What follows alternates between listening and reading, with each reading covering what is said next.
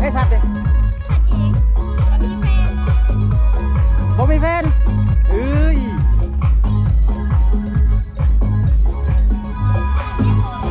มาลุ้นท่านผู้ชมมาลุ้นเบิ่งน้องสาวคนตาตาเปาเด้อมาลุ้นเลย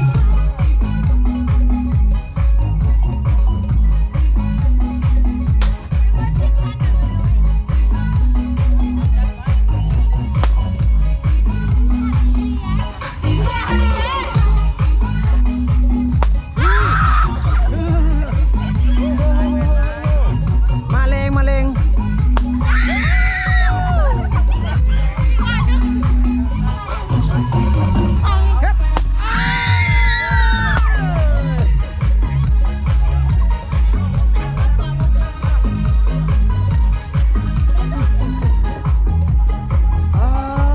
เป็นจังไดเป็นจังได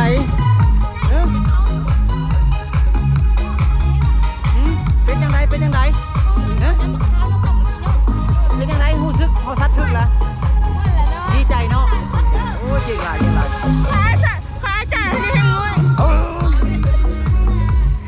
มาแต่บ้านเลิก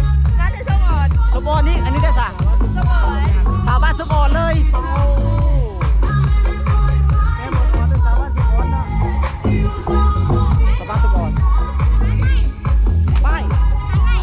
ไปใส่ต่อป่ะนี่ไปใส่ต่อโอ้งามเลยเนาะ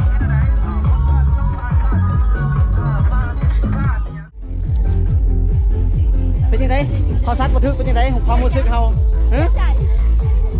เสียใจ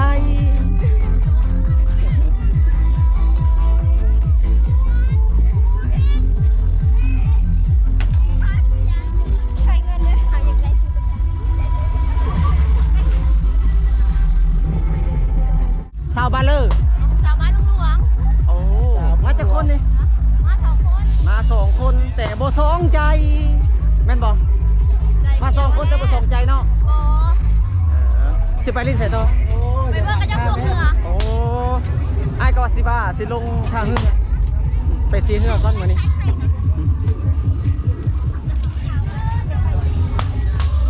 เบิ่งให้ผู้สาวก่อนสบายดีมาแต่บ้านเลยมาแต่บ้านบัวมาโอ้สาวบัวมาเนาะสิไปใส่ต้นเมื่อแล้วกับบริลินเลยจะว่ามาเสียเหือสิเจ้ามาเสียเหือลิ้นเฮามาลิ้นหรือว่าเฮามาเสียเหือเอามาเสียเรือเขาเจอเด้อไปทางไหนนี่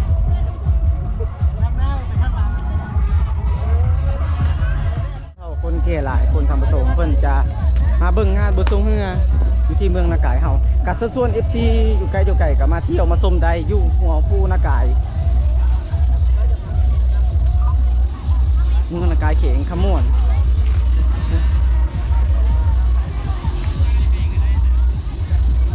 คนน่าของกินนะทำผสมของกินหลายหาดบุงเปาเลยเป็นแถวไปเลยโอ้ยอยากมีผู้สาวมาซัดปุงเปาเด้เนาะอยากมีผู้สาวจากคนเนี่ยมาซัดปุงเปานี่หาก่อน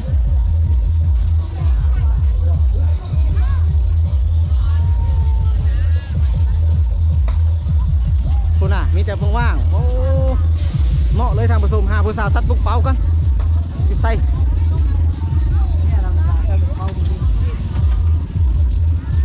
มื้อนี้เป็นมื้อที่2วันที่11ท่านผู้ชมไปซ้ายไปขวาเลยไปลงทางเรือก่อนไป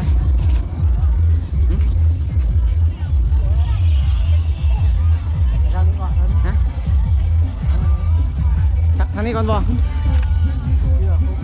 โอ้ยหลายคนมื้อนี้เป็นมื้อที่2แล้วนะท่านผู้ชมเอ้ยเป็นมื้อที่2ของกินแต่ลากหลายสิ่งหลายอย่างตามใจสิมักเลือกเลยเลือกตามสบายเลย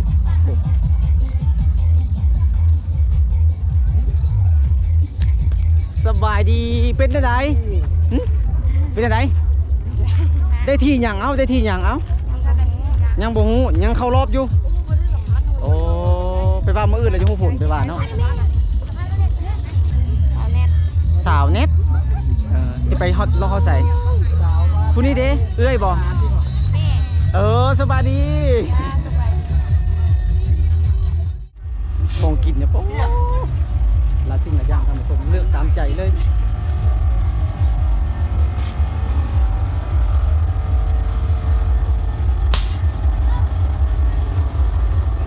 สบายดีมาพายเรือบ่นี่ฮึมาเที่ยวเนาะมาเลาะบุญสงเรือเฮาตัวเล่งไปม่วนแล้ววะตัวเล่งนี่จะไปหาเลาะหาลูกชายก็เดินเมื่อยหาแล้วจะขี่สไลเดอร์ก็ละเอาครับเจอ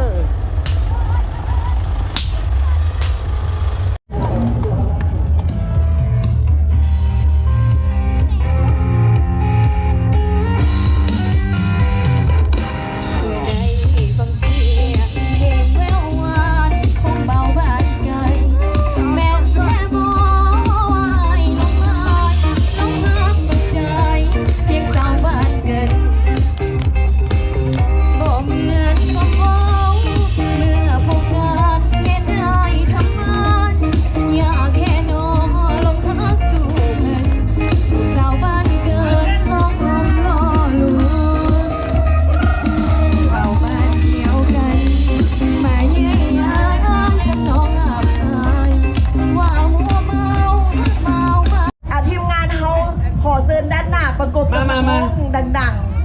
ๆเมนแล้วประกบเลยเด้อขออัน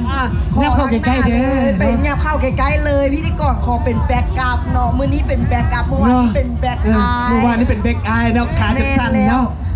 ถ่ายรูปเด้อ1 2 3แคปเจอร์ไอ้บันเนงอีบันเนงนะขอบใจเลยล่ะขอบใจเลยล่ะนักห้องเสียงดีจากบ้านทุ่งหัวส่งประกวดบันเนงไปยืนเล่าเด้อเล่าหน้าตาเด้อพบกับนักห้องมาจากคนสวัสดีมาจากคนความปลอดภัยน้ำมาจากคนสวัสดีนี่เนาะนักห้องเสียงดีเสียงดังจากเมืองกำเนิดเนาะทำมาเคยมีกิจกรรมนักห้องเสียงดีเสียงดังเนาะจากเมืองกำเนิดเนาะไอ้เป็นยังไงแล้วเนาะ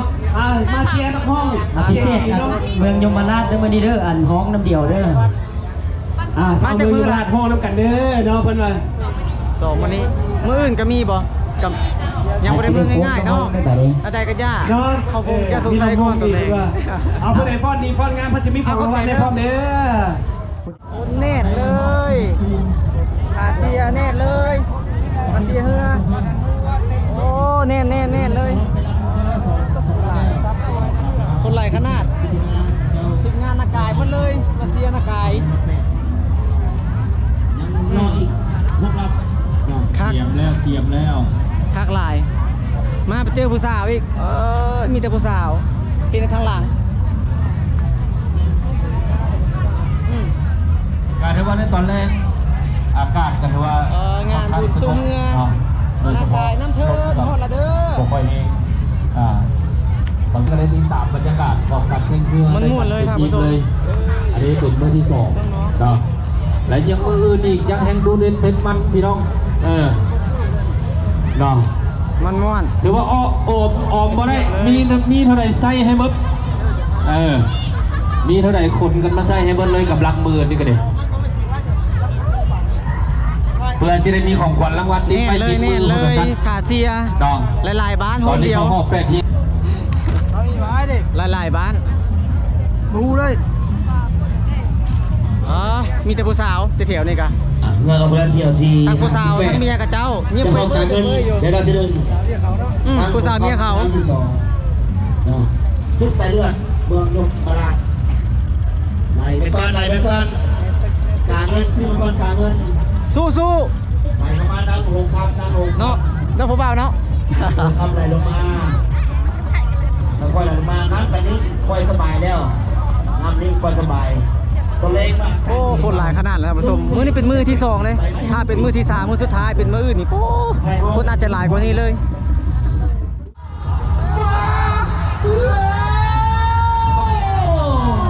สิออก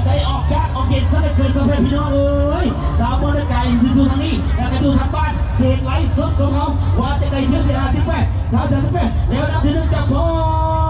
กาเงินคงกับนาง6 ครั้งกับกาไผสิคุ้มไผสิกินไผสิได้ไผตาคนตะเสียตาคนตะซีว่าจะได้นางกันนั้นจีมาแล้วเรื่องนากายปะเรื่องนากายตามเบอร์เรื่องจีเรื่องแง่เอาละโว้ยว่าจะได้ในที่2ของเขาเรื่องดีกันมาแล้วเรื่องดีให้แสงดีขึ้นมาจะดีเลยปลอดภัยได้หรือไม่ได้หรือโมได้ให้ถามแม่กำเงินก่อนเจ้าแม่กำเงินกับโมได้อยากมือคือกันยาง6 คำมาน้ำกันมือน้ำกันกอดคอน้ำกันใส่ว่าโมพิมกันว้าวสักพันกับมือน้ำกันเลยเด้อ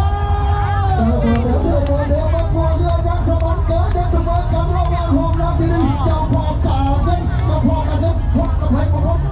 กับนางหกคำนางหกคำควงพอวันเอามาสองลมหัวเรือยักษ์สมองเกิดยักษ์สมองกันตะคดตะอัพตะคดตะจี้ตะคดตะดีน้ำเป็ดตะกระจังเอามาเรือมาห้องน้ำที่2จี้ขึ้นมาหน้ากายภาพทางตาเป็นออกครับผู้ชม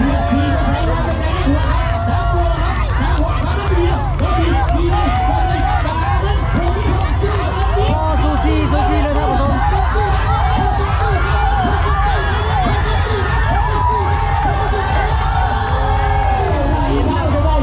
ว่าจะได้ทักเป่าวุ้นเจนเอาอีกแล้วบาทนี่โอ้ยพอสามารถตัดสินใจมีกรรมการตัดสินว่าจะไงโอ้ยเราวักการกับผมครับทำเพื่อด้วยสายตาคือที่เสมอโอ้ยแล้วต้องได้เป็นครอบครัวครับการตัดสินออกมาแล้วเป็นทางการเจ้าเที่ยวที่58ปีเงิน2 ลำแล้วนับที่1จะพอกาเงินเจ้าแล้วนับที่2ตกก็เอาที่1เดียวเข้าไปลบ8 ลำสุดท้ายว่าจะไหนสนามขาวแล้วนับดีนับเสียนับดีจะดีนับปลอดภัยได้ด้วยต้องถามว่าสายเนื้อทางจะดีจะได้จะเปลี่ยนจะสีได้ดูได้ว่าเขามีสนามขาวน้ำเทินวันทารังก็มีน้ำเทินเขาก็เคยได้เขาซ้อมมาเป็นเดือนแล้วพ่อจะโบได้ยังมือพ่อจะโบได้ยังมือพ่อจะสู้ต่อขอน้ำเจ้าได้บอลสนามขาวขอน้ำเจ้าได้บอลพ่อจะขอเตี้ยขอเสียขอที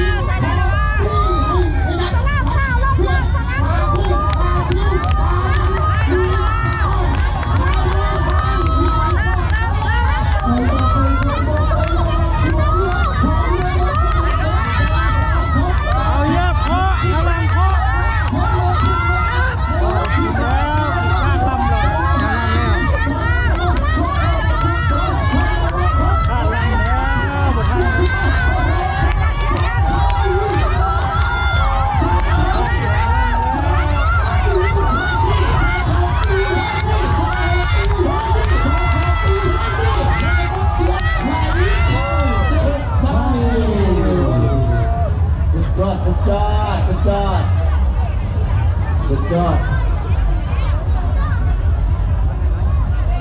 เสียงเฮือไผเด้มื้อนี้ฮะเสียงเฮือนากายฮะอยู่บ้านนากายเจ้าอยู่ทุ่งหลวงพุ่นน่ะมาเสียงเฮือบ้านเลยเทียบ60คู่เล่มเลยเนาะมันจะสบายเนาะลูกจะตัดเจออีกแล้วคนงาม